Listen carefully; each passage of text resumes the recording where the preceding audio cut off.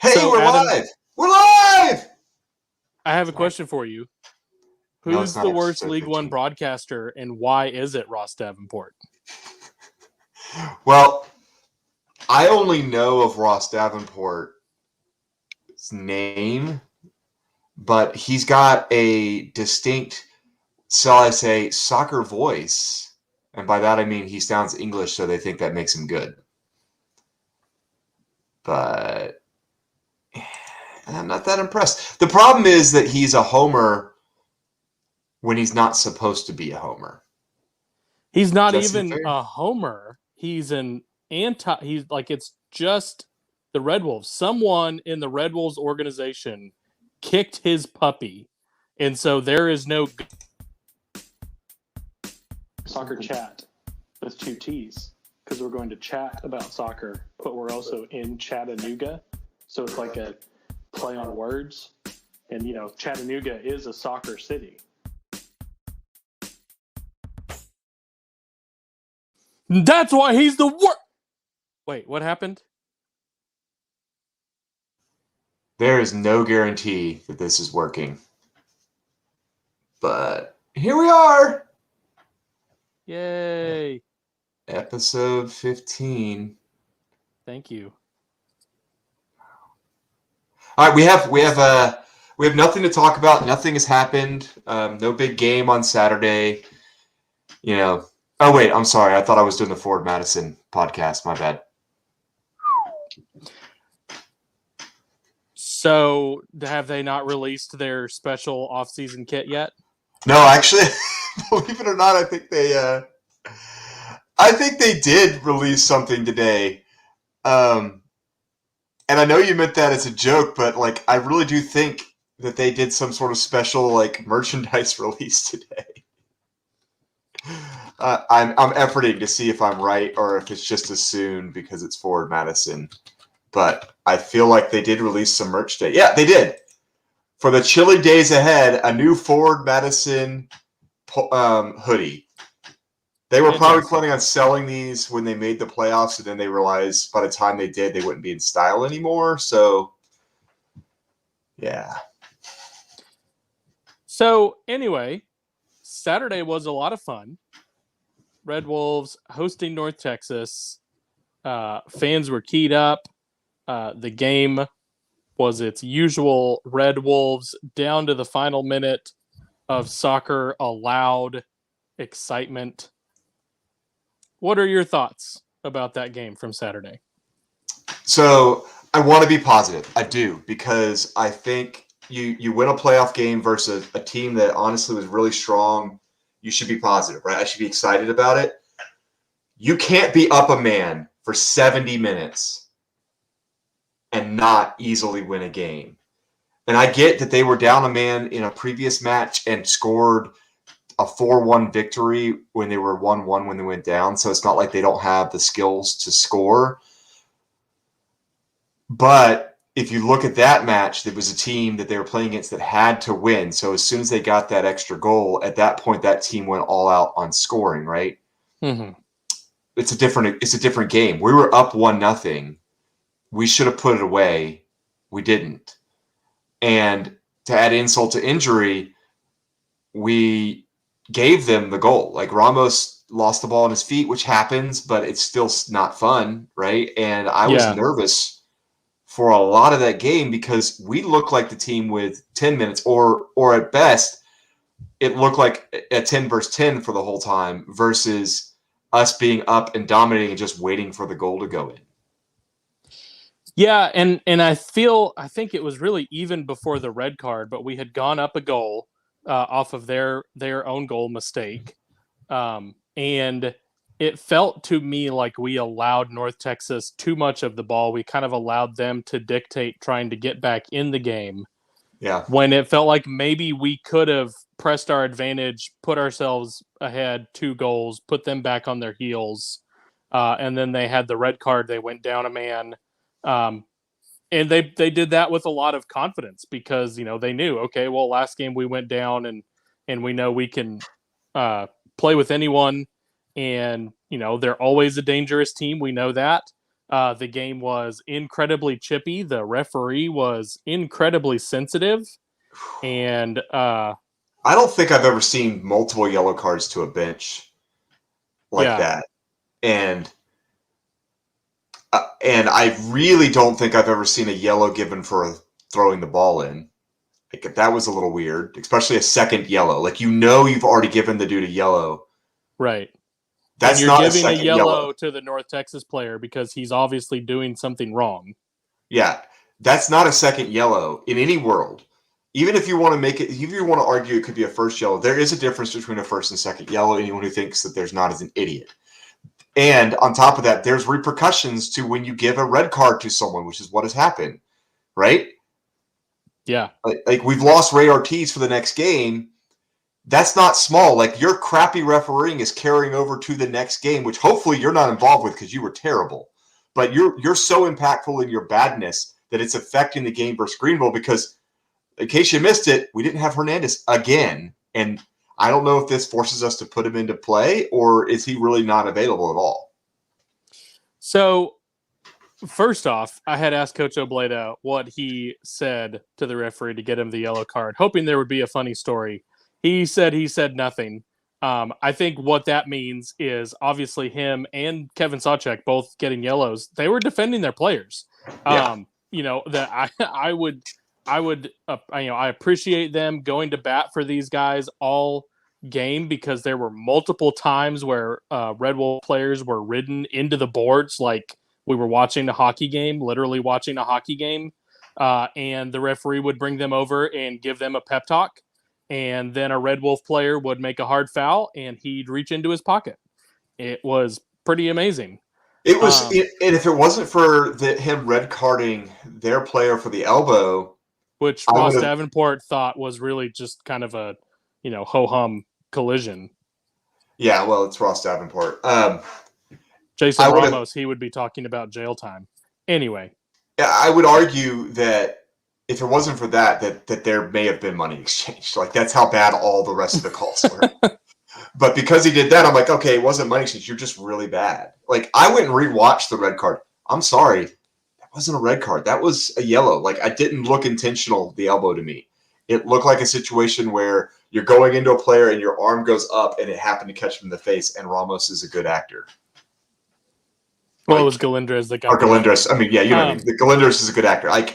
I don't think that was a red card. So the fact that he gave a red there made me go, okay, well, maybe he wasn't paid. Maybe he just really is this bad at his job. I don't know.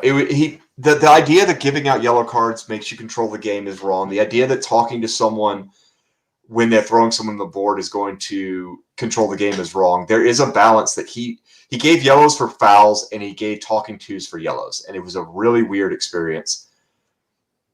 And like I said, his bad calls is going to impact the next game. That said, I felt like North Texas played a really good game. I don't think we challenged their keeper very much. Just honestly, I think we had 2 or 3 breakaways that should have at least resulted in a shot on goal that didn't. I'm thinking of a couple in the second half for sure that I'm still going back and trying to figure out how do we hold on to it and not cross the ball and then get the ball taken from us multiple times. Like, how is this a thing? It was disappointing, and getting out of there with a win was gracious at best because North Texas was playing for the penalty, and as we know, not a lot of penalty opportunities have been had by the Red Bulls this year. Yeah. So I was really worried that we were going to go to penalties and it was going to be a problem, and so the fact that it's not is good. And I'm happy we got the win. I'm happy it's Galindez yet again showing how important he is in the second half. I mean, he played a lot of game, and yes, he's going to be playing a lot again this weekend. And that goal was like just pure his strength, holding defenders that were yanking on him, pulling him out of off balance. He fell. Yeah. He continued to work with his legs to dig that ball out and put a shot on goal. And it's hard. League One is not doesn't have the 20 camera angles that EPL games do. Those 2 camera angles, sometimes it's hard to really tell where you can't zoom in. How hard and how hard he had to work for that. We were I had moved back behind the goal, so I was behind the goal and saw it happen, and it was just really impressive the way that he dug that out. And I was on the other side of the field, and so for us, it was just like watching this, and then it was like, okay, I think it went in because all the guys behind the goal are super excited right now, so I'm going to assume, and then the lights start flashing. Okay, it definitely went in. Yeah. So, and I mean, I kind of agree with you. There were multiple opportunities that, there's the Rafa Menzigen pouncing on the back pass to the breakaway himself that you would hope that he could maybe just do some kind of flick over the keeper or something, but he hangs on to it too long. The keeper comes up with a couple of decent saves, but he stays in there, sends the ball to Galindres, who, again, probably should have just one-timed in the direction of the net, but tries to get it set up to another foot, and that allows the save to happen. And you just come away thinking, oh, my gosh, how did we not score? Yeah. And but what really struck me in this game that we had not seen in the previous 3-4 matches from the Red Wolves was that fight going into the end of the game, going into the overtime, looking for that goal. And, everyone wants to talk about the cardiac Red Wolves, and they all thought that, the carriage had turned back into a pumpkin for these guys. The thing about Obleda Ball and being the cardiac Red Wolves is that it is grit and working for 90 plus minutes. Yeah. These late goals that they scored were not flukes. It wasn't we're just going to kick a ball 80 yards and hope someone gets on the end of it. It was a sustained, we're going to play you the entire game and we are not going to quit. And we're going to try to come up with something at the end that's going to get us the result.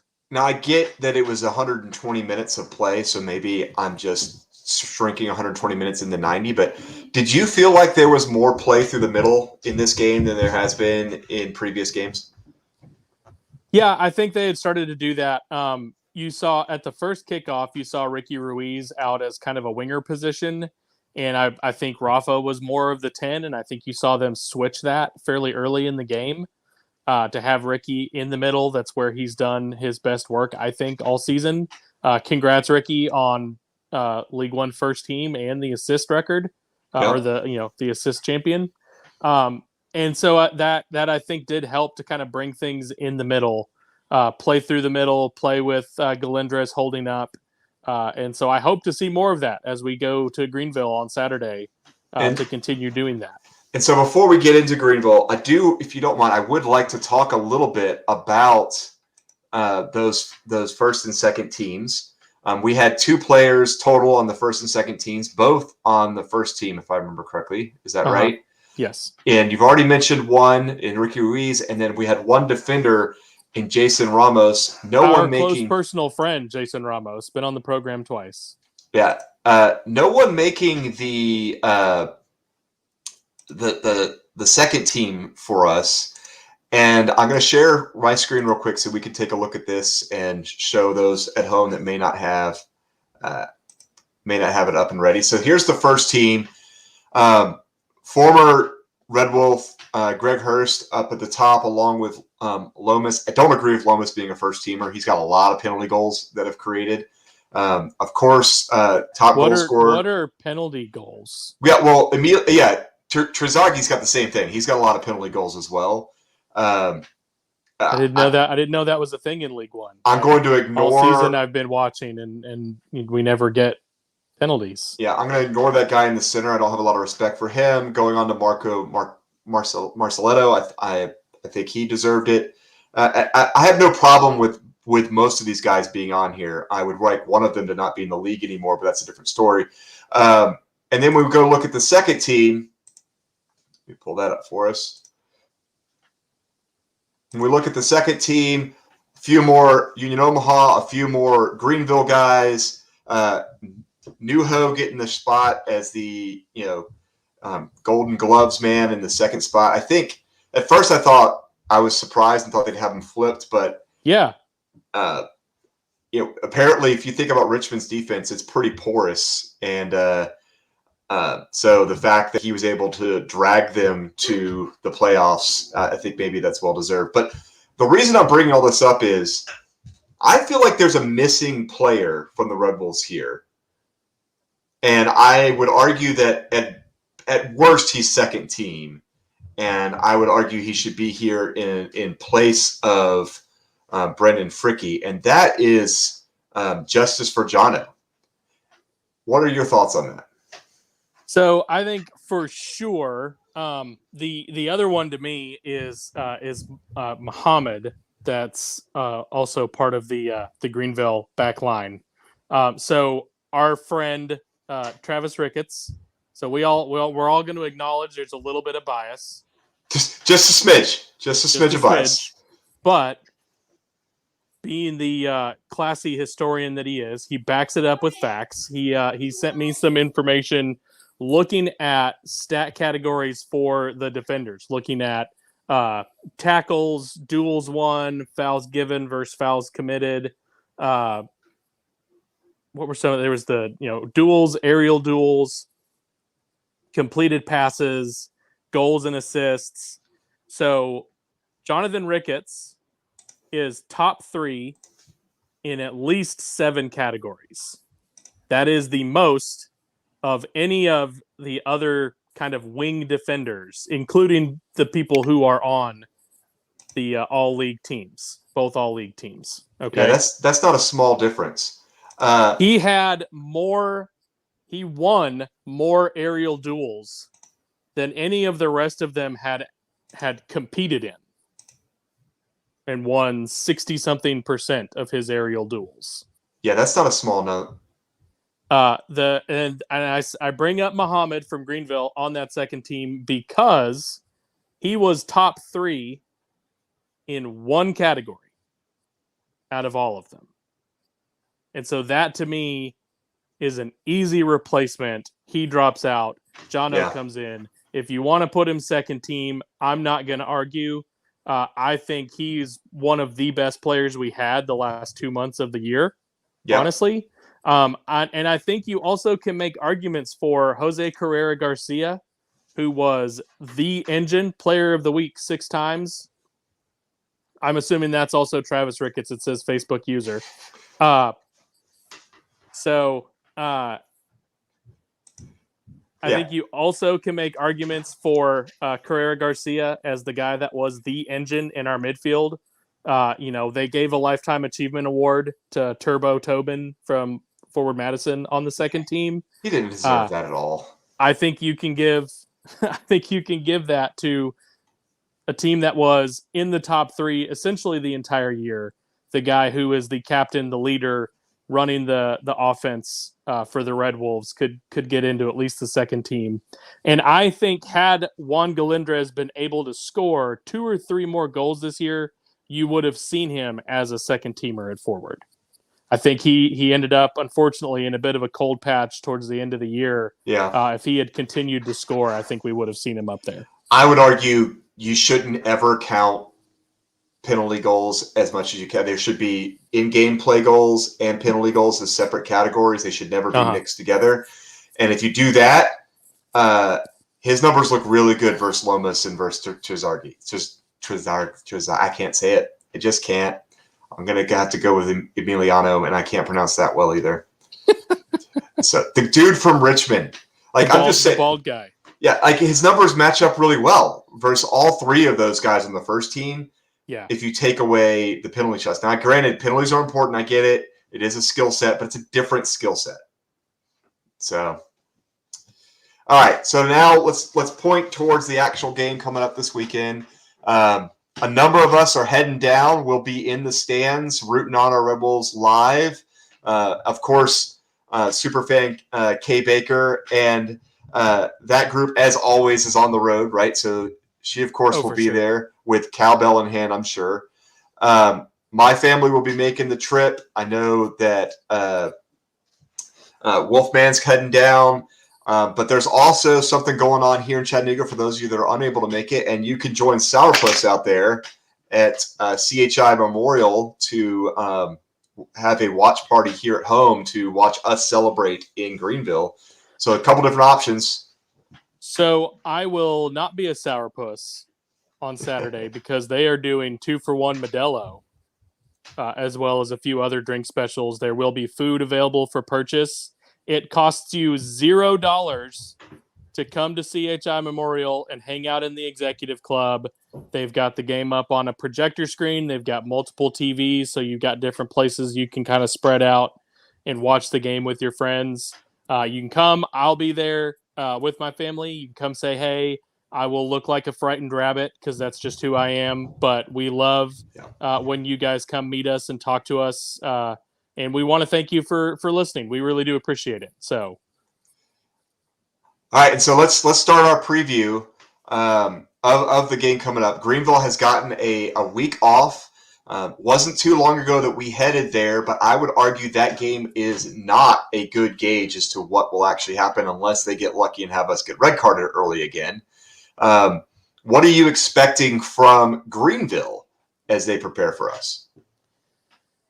I think what Greenville does is pretty well known. They're going to sink in and defend, absorb your pressure, win the ball, and try to play a quick counterattack with their speedy wingers, trying to get the ball to Lomas, hoping that the referee is starstruck by their former U.S. national team who's a coach and will award them fouls and penalties and dubious red cards and not call obvious handballs in the box against them. And so they're going to try to keep this game close and tight and not give the Red Wolves any room and hope that maybe there is a miscommunication at the back line that can lead them to counterattack and put us on our heels. So my thing is, this is the third time that we've headed down there in the last 3 months, right? We went there in September. That's the red card game I mentioned. We went there and tied them in late October. This is, for them, they haven't played, but I mean, they played North Carolina. Does that count as a game or a scrimmage? They played versus a U20 team in North Carolina on October 30th, and it's been a bit. Like, we're really the only team that they've played that actually were trying to win versus trying to get playing time for their 17-year-olds. And I don't know that anything about them worries me.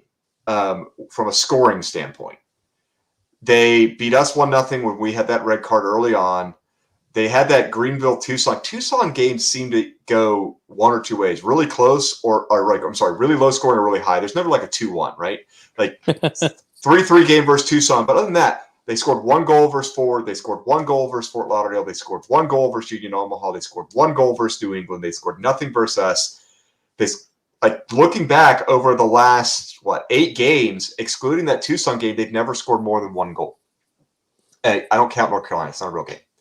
I'm dead serious on that. I'm not just trying to be a jerk. I watched that game; it looked like North Carolina was not even trying to play. It was bad. It was kids playing adults. But even then, they only beat them 2-0. They should have beat them 4 or 5-0, as in my opinion. That's how poorly that team should have. So to me, that says Greenville's playing as they got accused by Omaha of parking the bus on them when they beat them 1-0. I don't think they're parking the bus on Omaha. I think they're a defensive team that wants to do exactly what you said, kick it over the top and try to get a score that way. I don't think that plays well versus us. We have in Daniel Navarro and Ramos and Jono, and as much as I've given him a hard time, I would say Ro Pineda, the 4 of them, that you've got the speed of Jono and Ro on the outside, and you've got the correct positioning and willingness to get dirty over the middle, that they give me confidence in that back line. I don't think it's going to work. They have to do something different, or if we can just finish, we could go in there and win this game. I really don't think this is I hope we win or something goes our way, we might win. I think we go into this game with some confidence that we can win this thing. Yeah, I think we have every right to feel confident about that. I think Josue España, to me, came off the bench and provided a spark to the offense late in the game against North Texas. I believe he's going to be the one that will be replacing Ray, who's on the red card suspension. What I've heard from the team is that Markey is a maybe, I don't know that Teixeira is going to be able to play. I think exciting as he is, I think we're going to have to wait till next year to see what Teixeira really gives us. And at this point, even if he was healthy, has he played enough to mix with the team well? Yeah. So the thing with Markey, even if he is good to go, which for his sake, I hope. If he's going to Coach Obleda and saying, "Listen, I'm going for my team and want to be out there to help them get to a final," I still would love to see him as that game changer that comes off the bench. So I would want to see Josue España. I think Rafa Menzigen is coming into form. I think he's about at the point where he is going to bust loose and score some goals. Let's hope so. And I think you're going to maybe see Walefi, the original Red Wolf, come in and play in midfield, more of a defensive player that can kind of shut down those counterattacks. So, and I think he's excited to do this for the team. Who do you have him starting in place of? I would have him coming for Villalobos, and then Villalobos can give you another attacking player because we're getting kind of thin, unfortunately, with injuries and with this suspension.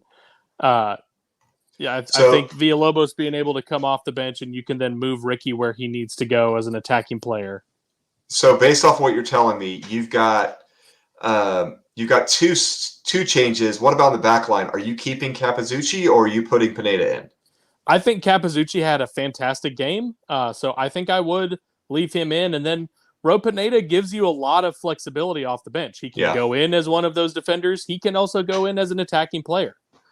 So I think having him in your pocket off the bench is maybe a better idea to give yourself some more flexibility with what you may need. So with this team being a defensive team, a team that legitimately looks to kind of try to wear you down with their defense, do you start Juan Galindrez or do you start the Stormin Mormon Blake? I'm going to stick with Galindrez. He got us the winner. He played a ton of minutes and played hard. So unless there's just something where he's like, I've got this nagging injury or I'm just, I feel dead-legged, I would give him the start. I would let him play as much as he possibly can. And I think Frischknecht can come in and twist the knife at the end of the game for his old buddy, Eric Winalda. For those of you that don't know, Eric Winalda did coach Blake at one point, and there may be a slight history between the coach of Greenville and Eric Winalda that we will not get into because this is a family podcast. All right.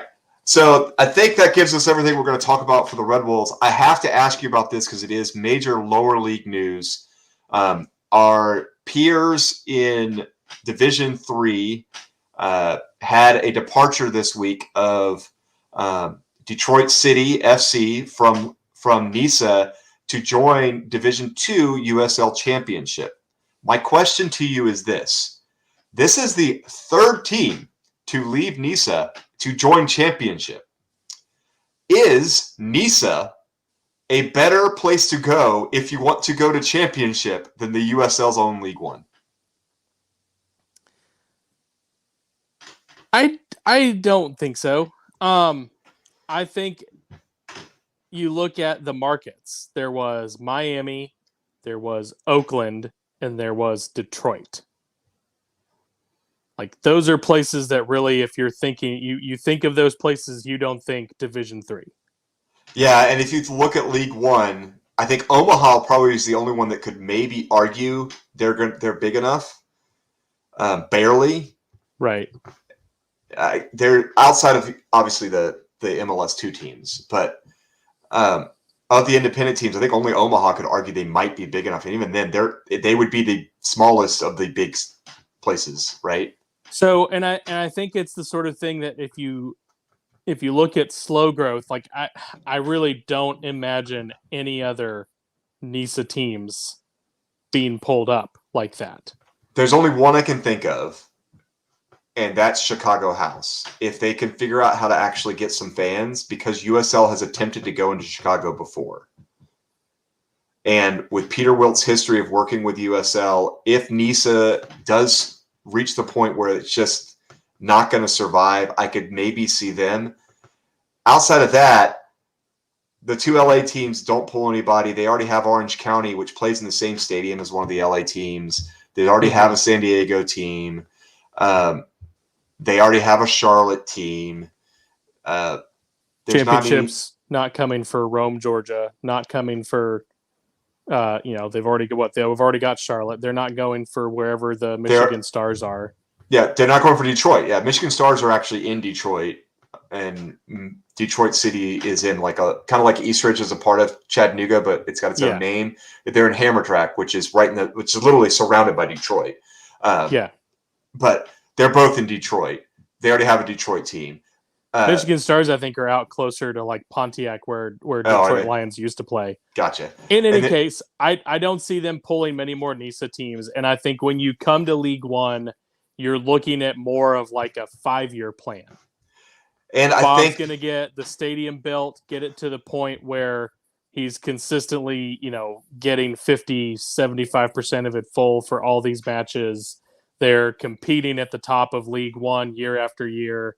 And then he says, we've got a planned expansion to the stadium to double the size. We're going to add a second level to kind of double the size, and we're going to move ourselves up to championship. Well, there's a vote coming in December that may make it all mute because they're going to vote on possibly implementing a promotion relegation system of some sort, which will be interesting to see where that comes from. And then it does become very clear that no, going through NISA doesn't make sense. The advantage that NISA has is there is a very low entry point, right? You're not paying a big upfront franchise, but that none of the teams that have come in, maybe Oakland, but Miami existed already and had lots of money, right? They weren't worried about a $2 million expansion fee if they were to go to League One. Detroit was able to get an investor. They mentioned this in their press conference to make them qualify for that. And they really built slowly up. Oakland brought in huge money investors. That's why they moved to championship. It caused all kinds of issues. So yeah, I think you're right. Ultimately, League One's where if you're going to grow, that's where you're going to grow. I think what's left is that other than Chicago, there's not an entity that they could possibly want. And Chicago, unless they suddenly start drawing better, because I think they're drawing around 200 fans, they're not of interest to them either because they can slap a different team in a better spot. All right. My favorite thing about Chicago House, if you go to their club website and you look at their staff, aside from the fact that there's like 2 staff members for probably every player on the team, they have a official club historian. Really? Yes. Interesting. Don't they also have an official club DJ? I don't know, but Bob, Sean, majored in history, Berry College, 2001. If you need an official historian, you're the man. I'm your guy. You pay me $1 a year and just put my picture with me with like a bunch of books stacked up around me on the club website. All right. So I think before we go, though, I believe you had a special Biggleswade report. Is that correct? A very special Biggleswade report.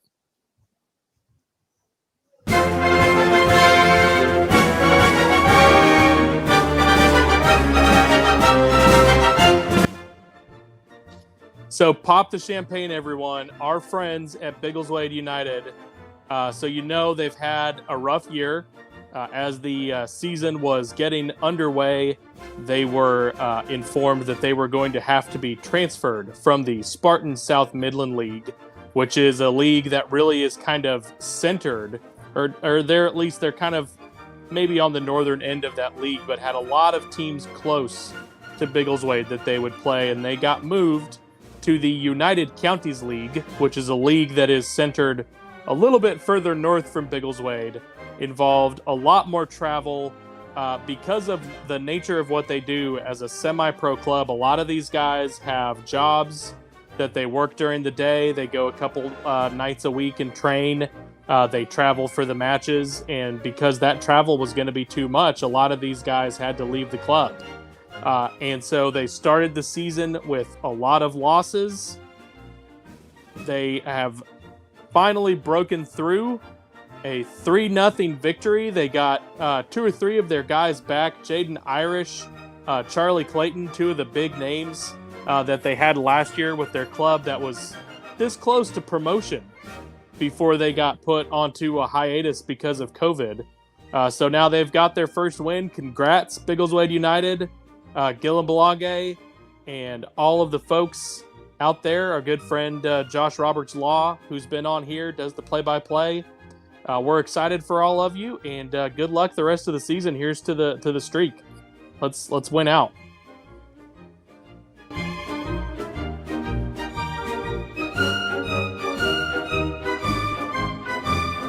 Hey, it's a lot of music playing there. I wanted to get to that little da-da-da-da-da-da. It was important to me. All right. On that note, Bye. bye. Oh, that was 35.